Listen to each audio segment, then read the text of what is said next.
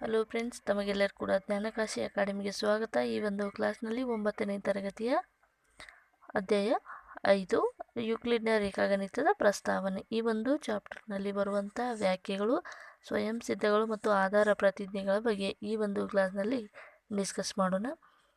ಅದಕ್ಕೂ ಮುಂಚೆ ಈ ಚಾನಲ್ಗೆ ನೀವೇನಾದರೂ ಹೊಸಬರಾಗಿದ್ದರೆ ದಯವಿಟ್ಟು ನಮ್ಮ ಚಾನಲ್ಗೆ ಸಬ್ಸ್ಕ್ರೈಬ್ ಮಾಡ್ಕೊಳ್ಳಿ. ಮೊದಲನೇದಾಗಿ ನಾವು ಜಿಯೋಗ್ರಫಿ ಅಂದರೆ ರೇಖಾಗಣಿತವನ್ನು ಅಭ್ಯಾಸ ಮಾಡೋಕ್ಕಿಂತ ಮುಂಚೆ ಯೂಕ್ಲಿಡ್ನ ರೇಖಾಗಣಿತದಲ್ಲಿ ಬರುವಂಥ ವ್ಯಾಖ್ಯೆಗಳು, ಸ್ವಯಂ ಸಿದ್ಧಗಳು ತುಂಬಾ ಇಂಪಾರ್ಟೆಂಟ್ ಆಗಿರುತ್ತೆ. ಯಾಕಂದರೆ ಇಲ್ಲಿ ಬರುವಂತಹ ಬೇಸಿಕ್ ಡೆಫಿನೇಷನ್ಗಳು, ಬೇಸಿಕ್ ಕಾನ್ಸೆಪ್ಟ್ಗಳು ಇವುಗಳನ್ನು ಸ್ಟಡಿ ಮಾಡಿದ್ದೇ ಆದಲ್ಲಿ ಮುಂದೆ ಬರುವ ರೇಖಾಗಣಿತವನ್ನು ನಾವು ಈಸಿಯಾಗಿ ಸಾಲ್ವ್ ಮಾಡ್ಬೋದಾಗಿದೆ. ಸೊ ಅದಕ್ಕಾಗಿ ಈ ಒಂದು ಬೇಸಿಕ್ ಡೆಫಿನೇಷನ್ಸ್ಗಳನ್ನ ತಿಳ್ಕೋದು ತುಂಬಾ ಇಂಪಾರ್ಟೆಂಟ್ ಆಗಿದೆ. ಸೊ ಈ ಒಂದು ಚಾಪ್ಟರ್ ಬಂದ್ಬಿಟ್ಟು 1 ಅಂಕದ ಪ್ರಶ್ನೆಗಳು 9ನೇ ತರಗತಿಗೆ ಮತ್ತು ಅದೇ ರೀತಿಯಾಗಿ TET ಮತ್ತು GPS ಎಕ್ಸಾಮ್ಗೆ ತುಂಬಾ ಇಂಪಾರ್ಟೆಂಟ್ ಆಗಿರುವಂಥ ಕಾನ್ಸೆಪ್ಟ್ ಆಗಿದೆ.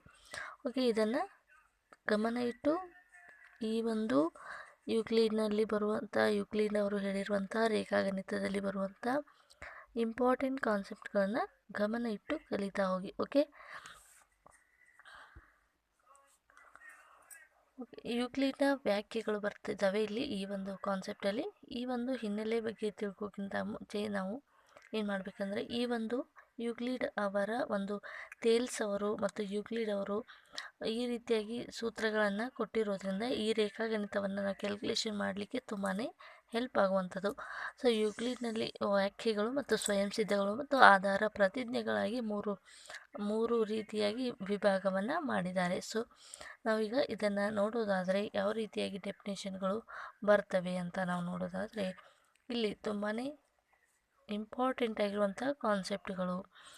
ಈ ಒಂದು ಕಾನ್ಸೆಪ್ಟ್ಗಳು ನಮಗೇನು ಅರ್ಥ ಮಾಡಿಕೊಡ್ತವೆಪ್ಪ ಅಂದರೆ, ಈ ಒಂದು ಜಿಯೋಗ್ರಫಿ ಅಂದರೆ ರೇಖಾಗಣಿತಕ್ಕೆ ಸಂಬಂಧಿಸಿದ ಮೇಲ್ಮೈಗಳು, ಘನವಸ್ತುಗಳು, ಗಾತ್ರ, ಆಕಾರ, ಸ್ಥಾನಗಳು ಮತ್ತು ಸ್ಥಳದಿಂದ ಸ್ಥಳಕ್ಕೆ ಚಲಿಸಲು ಬಹುದಂತ ಮತ್ತು ಸೀಮಾ ವಲಯದ ಮೇಲ್ಮೈಗಳ ಬಗ್ಗೆ ನಾವು ಸ್ಟಡಿ ಮಾಡಲಿಕ್ಕೆ ಈ ಒಂದು ರೇಖಾಗಣಿತ ಅನ್ನುವಂಥದ್ದು ತುಂಬಾ ಇಂಪಾರ್ಟೆಂಟ್ ಆಗಿರುತ್ತೆ. ಅದೇ ರೀತಿಯಾಗಿ ಸರಳ ರೇಖೆಯಾಗಿರ್ಬೋದು, ಸೀಮಾರೇಖೆಯು ಸರಳ ರೇಖೆಯಾಗಿದ್ದರೆ ಮತ್ತು ವಕ್ರರೇಖೆಯಾಗಿದ್ದರೆ ಅವುಗಳನ್ನು ಯಾವ ರೀತಿಯಾಗಿ ನಾವು ಸ್ಟಡಿ ಮಾಡ್ಬೋದು ಅನ್ನುವಂಥದ್ದನ್ನು, ವಿವಿಧ ಆಯಾಮಗಳಲ್ಲಿ ಇರುವಂತಹ ಮೇಲ್ಮೈಗಳನ್ನು ನಾವು ಸ್ಟಡಿ ಮಾಡಲು ಈ ಒಂದು ಯೂಕ್ಲಿಡ್ನ ವ್ಯಾಖ್ಯೆಗಳು, ಸ್ವಯಂ ಸಿದ್ಧಗಳು, ಆಧಾರ ಪ್ರತಿಜ್ಞೆಗಳು ಇವುಗಳು ಮುಖ್ಯವಾಗಿ ಅಂದರೆ ಬೇಸಿಕ್ಕಾಗಿ ನಮಗೆ ತುಂಬಾ ಇಂಪಾರ್ಟೆಂಟ್ ಆಗಿರುತ್ತೆ.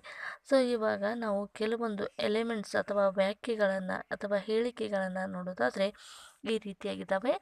ಮೊದಲನೇದಾಗಿ ಈ ರೀತಿಯಾಗಿದೆ: ಒಂದು ಬಿಂದುವಿಗೆ ಯಾವುದೇ ರೀತಿಯಾದ ಭಾಗವಿಲ್ಲ. ಇವಾಗ ಒಂದೇ ಒಂದು ಬಿಂದುವನ್ನು ಕೊಡಿ. ಓಕೆ, ಈ ಒಂದೇ ಒಂದು ಬಿಂದುವಿಗೆ ಯಾವುದೇ ರೀತಿ ನಾವು ಡಿವಿಷನ್ ಮಾಡಲಿಕ್ಕೆ ಸಾಧ್ಯ ಇಲ್ಲ. ಓಕೆ, ಇದಕ್ಕೆ ನಾವು ಕೆಮಿಸ್ಟ್ರಿಯಲ್ಲಿ ಹೇಳೋದಾದರೆ ಕಣ, ಪರಮಾಣು ಅಂತ ಕರಿತೀವಲ್ವ, ಆ ರೀತಿಯಾಗಿ ನಾವು ಯಾವ ಒಂದು ವಸ್ತುವನ್ನು ಮತ್ತೆ ಭಾಗ ಮಾಡಲಿಕ್ಕೆ ಸಾಧ್ಯ ಇಲ್ಲ ಅಂತಹ ಒಂದು ಬಿಂದುವಿಗೆ ನಾವು ಯಾವುದೇ ರೀತಿಯಾದ ಭಾಗವಿರೋದಿಲ್ಲ ಅಂತ ನಾವು ಮೊದಲನೇದಾಗಿ ಒಂದು ವ್ಯಾಖ್ಯೆಯನ್ನು ಮಾಡಬಹುದು.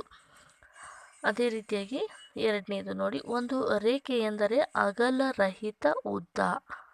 ಒಂದು ರೇಖೆ ಅಂದರೆ ಅದಕ್ಕೆ ಯಾವುದೇ ರೀತಿಯಾದ ಅಗಲ ಇರೋದಿಲ್ಲ. ಒಂದು ರೇಖೆ ಎಂದರೆ ಅಗಲರಹಿತವಾಗಿರುವಂಥ ಉದ್ದಕ್ಕೆ ನಾವು ರೇಖೆ ಅಂತ ಕರಿತೀವಿ. ಒಂದು ರೇಖೆಗೆ ಯಾವುದೇ ರೀತಿಯಾದ ಅಗಲವಿರೋದಿಲ್ಲ, ಅದಕ್ಕೆ ನಾವು ಏನಂತ ಕರಿತೀವಿ ಅಂದರೆ ರೇಖೆ ಅಂತ ಕರಿತೀವಿ. ಮೂರನೇ ವಾಕ್ಯ ಏನಿದೆ ಅಂದರೆ, ಒಂದು ರೇಖೆಯ ಅಂತ್ಯಗಳು ಬಿಂದುಗಳಾಗಿರ್ತವೆ. ಒಂದು ಅಗಲರಹಿತ ಉದ್ದ ಏನಿರುತ್ತೆ ಅದಕ್ಕೆ ರೇಖೆ ಅಂತ ಕರಿತೀವಿ. ಆ ರೇಖೆ ಏನಾಗಿರುತ್ತೆ ಅಂದರೆ 2 ಬಿಂದುಗಳಿಂದ ಅಂತ್ಯ ಆಗಿರುತ್ತೆ. ಒಂದೇ ಅಲ್ಲ, ಒಂದು ಬಿಂದುವಿನ ಮುಂದೆ ಇನ್ನೊಂದು ಬಿಂದು, ಈ ರೀತಿಯಾಗಿ ಬಿಂದುವಿನ ಮುಂದೆ ಇಡ್ತಾ ಹೋದಾಗ ಉದ್ದವಾದ ರೇಖೆ ಉಂಟಾಗುತ್ತದೆ. ಅದಕ್ಕೆ ಯಾವುದೇ ರೀತಿಯಾದ ಅಗಲ ಇರೋದಿಲ್ಲ. ಈ ರೀತಿಯಾಗಿ ಅಗಲ ರಹಿತವಾಗಿರುವಂತಹ ಉದ್ದ. ನಾಲ್ಕನೇ ವಾಕ್ಯ, ಒಂದು ಸರಳ ರೇಖೆಯು ಒಂದು ರೇಖೆಯಾಗಿದ್ದು, ಸರಳ ರೇಖೆ ಏನಾಗಿರುತ್ತೆ, ಒಂದು ರೇಖೆಯಾಗಿದ್ದು ತನ್ನ ಮೇಲಿರುವ ಬಿಂದುಗಳ ಮೇಲೆ ಸಮನಾಗಿ ಹರಡಿಕೊಂಡಿರುತ್ತದೆ ಎನ್ನುವಂಥದ್ದು. ಐದನೇದು, ಒಂದು ಮೇಲ್ಮೈ ಎಂದರೆ ಅದಕ್ಕೆ ಉದ್ದ ಅಗಲ ಮಾತ್ರ ಇರುತ್ತದೆ. ಒಂದು ಮೇಲ್ಮೈ ಅಂದರೆ ಉದ್ದ ಅಗಲ ಮಾತ್ರ ಇರುತ್ತೆ. ಎತ್ತರ ಅಂದ್ರಾಗ ಆಯಾಮ ಬರುತ್ತೆ. ಇಲ್ಲಿ ಎತ್ತರ ಹೇಳಿಲ್ಲ, ಅದಕ್ಕಾಗಿ ಉದ್ದ ಅಗಲವನ್ನು ಹೊಂದಿದರೆ ಅದಕ್ಕೆ ಮೇಲ್ಮೈ, ಆ ಒಂದು ವಸ್ತುವಿನ ಮೇಲ್ಮೈ ಅಂತ ಹೇಳಿ ಕರಿತೀವಿ. ಆರನೇದು, ಒಂದು ಮೇಲ್ಮೈ ಬದಿಗಳು ರೇಖೆಗಳಾಗಿರ್ತವೆ. ಈಗ ಒಂದು ಮೇಲ್ಮೈ ಅಂತ ತೆಗೆದುಕೊಂಡಾಗ ಅದರ ಉದ್ದ ಅಗಲಗಳು ಒಂದು ರೇಖೆಗಳಿಂದ ಆಗಿರ್ತವೆ ಅನ್ನುವಂಥದ್ದು. ಏಳನೆಯದು, ಒಂದು ಸಮತಲ ಮೇಲ್ಮೈಯು ಒಂದು ಮೇಲ್ಮೈಯಾಗಿದ್ದು ತನ್ನ ಮೇಲಿರುವ ಸರಳ ರೇಖೆಗಳ ಮೇಲೆ ಸಮನಾಗಿ ಹರಡಿಕೊಂಡಿರುತ್ತವೆ. ಇವಾಗ ಒಂದು ರೇಖೆಯನ್ನು ತೆಗೆದುಕೊಳ್ಳಿ. ಆ ರೇಖೆ ಮೇಲೆ ಇನ್ನೊಂದು ರೇಖೆ ಅಂದರೆ ಓವರ್ಲ್ಯಾಪ್ ಆಗುವಂತಿಲ್ಲ, ಆಯ್ಕೆ ಆಗುವಂತಿಲ್ಲ, ಸಮಾನಾಂತರವಾಗಿ ಒಂದು ರೇಖೆ ಮೇಲೆ ಇನ್ನೊಂದು ರೇಖೆ, ಇನ್ನೊಂದು ರೇಖೆ ಮೇಲೆ ಮತ್ತೊಂದು ರೇಖೆ, ಈ ರೀತಿಯಾಗಿ ಸಮಾನಾಂತರವಾಗಿ ರೇಖೆ ಮೇಲೆ ರೇಖೆಗಳನ್ನು ಇಟ್ಟಾಗ ಅದು ಒಂದು ಮೇಲ್ಮೈ ಆಗುತ್ತೆ. ಆ ಒಂದು ಮೇಲ್ಮೈನ ಬದಿಗಳು ಅವುಗಳು ಏನಾಗಿರ್ತವೆ, ಉದ್ದ ಅಗಲಗಳು ಆಗಿರ್ತವೆ. ಆ ಉದ್ದ ಅಗಲಗಳು ರೇಖೆಗಳಿಂದ ಆಗಿರ್ತವೆ ಅನ್ನುವಂಥದ್ದು 7ನೇ ವಾಕ್ಯ ಆಗಿತ್ತು. ಓಕೆ, ಇಲ್ಲಿ ಈಗ ನಾವು ಯೂಕ್ಲಿಡ್ನ ಕೆಲವು ಸ್ವಯಂ ಸಿದ್ಧಗಳನ್ನು ಡಿಸ್ಕಸ್ ಮಾಡೋಣ. ಸ್ವಯಂ ಸಿದ್ಧಗಳು ಏನಿದ್ದಾವೆ ಅಂತ ನೋಡ್ತಾ ಹೋಗೋಣ. ಮೊದಲನೇದಾಗಿ, ಒಂದೇ ಅಂಶಕ್ಕೆ ಸಮನಾಗಿರುವ ಅಂಶಗಳು ಒಂದಕ್ಕೊಂದು ಸಮನಾಗಿರುತ್ತವೆ. ಒಂದೇ ಅಂಶಕ್ಕೆ ಸಮನಾಗಿರುವ ಅಂಶಗಳು ಒಂದಕ್ಕೊಂದು ಏನಾಗಿರ್ತವೆ, ಸಮನಾಗಿರ್ತವೆ. ಎರಡನೇದು, ಯಾವುದೇ ಒಂದು ಅಂಶ ಇದೆ ಅಂದರೆ ಯಾವುದೇ ಒಂದು ವಸ್ತುವಿನ ಒಂದು ಭಾಗ. ಇವಾಗ ಒಂದು ಸರ್ಕಲ್ ಇದೆ ಅಂತ ತಿಳ್ಕೊಳ್ಳಿ, ಅದರಲ್ಲಿ 4 ಭಾಗಗಳನ್ನು ಮಾಡಿ ಒಂದು ಭಾಗ ಅದು ಒಂದು ವಸ್ತುವಿನ ಅಂಶವಾದರೆ ಉಳಿದ 3 ಅಂಶಗಳೇನಾಗಿರ್ತವೆ, ಆ ಒಂದು ಅಂಶಕ್ಕೆ ಏನಾಗಿರ್ತೈತಿ, ಸಮನಾಗಿ ಇರ್ತವೆ. ಅದಕ್ಕಾಗಿ ಒಂದೇ ಅಂಶಕ್ಕೆ ಸಮನಾಗಿರುವ ಅಂಶಗಳು ಒಂದಕ್ಕೊಂದು ಸಮನಾಗಿರುತ್ತವೆ. ಎರಡನೇ ಸ್ವಯಂ ಸಿದ್ಧ, ಸಮವಾಗಿರುವ ಅಂಶಗಳಿಗೆ ಸಮವಾಗಿರುವ ಅಂಶಗಳನ್ನು ಕೂಡಿದಾಗ ಮೊತ್ತಗಳು ಸಮನಾಗಿರುತ್ತವೆ ಎನ್ನುವಂಥದ್ದು. ಇಲ್ಲಿ ಯಾವುದೇ ಒಂದು ಅಂಶಕ್ಕೆ ಸಮನಾಗಿರುವ ಅಂಶಗಳನ್ನು ಕೂಡಿದಾಗ ಮೊತ್ತ ಏನಾಗಿರುತ್ತೆ, ಸಮನಾಗಿರುತ್ತದೆ ಎನ್ನುವಂಥದ್ದು. ಮೂರನೇದು, ಸಮಾನ ಅಂಶಗಳಿಂದ ಸಮಾನ ಅಂಶಗಳನ್ನು ಕಳೆದಾಗ ಉಳಿದ ಭಾಗಗಳು ಏನಾಗಿರ್ತವೆ ಅಂದರೆ ಸಮನಾಗಿರ್ತವೆ. ಇವಾಗ ಒಂದು ಸರ್ಕಲ್ ಇದೆ, ನಾವು ಇದನ್ನು ತೆಗೆದುಕೊಳ್ಳೋಣ. ಒಂದು ಸರ್ಕಲ್ ಇದೆ, ಅದಕ್ಕೆ ಸರ್ಕಲನ್ನೇ ನಾವು ಸಮನಾಗಿರುವಂಥ ಒಂದು ಸರ್ಕಲನ್ನು ಕೂಡಿದಾಗ ಅದು ಇನ್ನೊಂದು ಸರ್ಕಲ್ಗೆ ಏನಾಗಿರುತ್ತೆ, ಸಮನಾಗಿರುತ್ತದೆ. ಅದೇ ರೀತಿಯಾಗಿ ಅದೇ ಒಂದು ಸರ್ಕಲಿಂದ ಇನ್ನೊಂದು ಸರ್ಕಲನ್ನು ಮೈನಸ್ ಮಾಡಿ ಉಳಿಯುವಂಥ ಸರ್ಕಲ್ ಏನಾಗಿರುತ್ತೆ, ಸಮವಾಗಿರುತ್ತದೆ. ನಾಲ್ಕನೇ ಸ್ವಯಂ ಸಿದ್ಧ, ಒಂದರಲ್ಲಿ ಒಂದು ಐಕ್ಯವಾಗುವ ಅಂಶಗಳು ಒಂದಕ್ಕೊಂದು ಸಮನಾಗಿರುತ್ತವೆ. ಇವಾಗ ಒಂದೇ ಒಂದು ಅಳತೆಯನ್ನು ಹೊಂದಿರುವಂತಹ ರೇಖೆಯನ್ನು ತೆಗೆದುಕೊಳ್ಳಿ, ಒಂದು ವಸ್ತುವಿನ ಮೇಲ್ಮೈಯನ್ನು ತೆಗೆದುಕೊಳ್ಳಿ, ಅದರಲ್ಲಿ ಒಂದರಲ್ಲೊಂದು ಐಕ್ಯವಾಗುವಂಥವು ಅಂದರೆ ಒಂದರ ಮೇಲೆ ಒಂದು ಇಟ್ಟಾಗ ಅದು ಐಕ್ಯಗೊಳ್ಳಬೇಕು. ಐಕ್ಯಗೊಂಡಾಗ ಅವು ಏನಾಗಿರ್ತವೆ, ಒಂದಕ್ಕೊಂದು ಸಮನಾಗಿರುತ್ತವೆ. ಐದನೇದು, ಪೂರ್ಣವು ಅದರ ಭಾಗಕ್ಕಿಂತ ದೊಡ್ಡದು.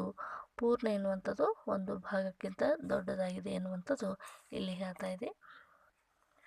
ಇವಾಗ ಒಂದು ಸರ್ಕಲನ್ನು ತೆಗೆದುಕೊಳ್ಳೋಣ. ಈ ಸರ್ಕಲಲ್ಲಿ ನಾವು 4 ಭಾಗಗಳನ್ನು ಮಾಡೋಣ. ಈ ಸರ್ಕಲ್ ಅಂದರೆ ಇದು ಒಂದು ಪೂರ್ಣ ಆಗಿದೆ. ಇದರಲ್ಲಿ ಒಂದು ಭಾಗವನ್ನು ನಾನು ಹೊರಗಡೆ ತೆಗಿತಾ ಇದ್ದೀನಿ. ಓಕೆ, ಇವಾಗ ಈ ಒಂದು ಭಾಗವನ್ನು ನಾನು ಹೊರಗಡೆ ತೆಗೆದಿದ್ದೀನಿ. ಇಲ್ಲಿ 5ನೇ ಸ್ವಯಂ ಸಿದ್ಧ ಏನು ಹೇಳುತ್ತೆ, ಯಾವುದೇ ಒಂದು ಅಂಶದ ಭಾಗ ಏನಾಗಿರುತ್ತೆ ಅಂದರೆ ಈ ಒಂದು ಪೂರ್ಣಕ್ಕಿಂತ ಏನಾಗಿರುತ್ತೆ, ಚಿಕ್ಕದಾಗಿರ್ತದೆ, ಹಿಂಗೂ ಕೂಡ ಹೇಳ್ಬೋದು. ಅಥವಾ ಈ ಒಂದು ಅಂಶದ ಭಾಗ ಏನಾಗಿರುತ್ತೆ, ಈ ಒಂದು ಪೂರ್ಣಕ್ಕಿಂತ ಏನಾಗಿರುತ್ತೆ, ಚಿಕ್ಕದಾಗಿದೆ. ಈ ಒಂದು ಅಂಶದ ಭಾಗವು ಏನಾಗಿರುತ್ತೆ ಅಂದರೆ ಈ ಒಂದು ವೃತ್ತದ ಒಂದು ಭಾಗ ಆಗಿರುತ್ತೆ. ಈ ಒಂದು ಪೂರ್ಣ ಎನ್ನುವಂಥದ್ದು ಈ ಒಂದು ಭಾಗಕ್ಕಿಂತ ದೊಡ್ಡದಾಗಿದೆ ಅಂತ ಈ ಒಂದು 5ನೇ ಸ್ವಯಂ ಸಿದ್ಧ ಹೇಳ್ತಾ ಇದೆ. 6ನೇದು, ಒಂದೇ ಅಂಶಗಳ ದುಪ್ಪಟ್ಟು ಅಂಶಗಳು ಒಂದಕ್ಕೊಂದು ಸಮನಾಗಿರುತ್ತವೆ. ಒಂದೇ ಅಂಶಗಳ ದುಪ್ಪಟ್ಟು, ಯಾವುದಾದ್ರೂ ಒಂದು ಅಂಶ ಇದೆ ಅದರ 2 ಪಟ್ಟು ಏನಾಗಿರ್ತವೆ ಅಂದರೆ ಒಂದಕ್ಕೊಂದು ಸಮನಾಗಿರ್ತವೆ ಎನ್ನುವಂಥದ್ದು.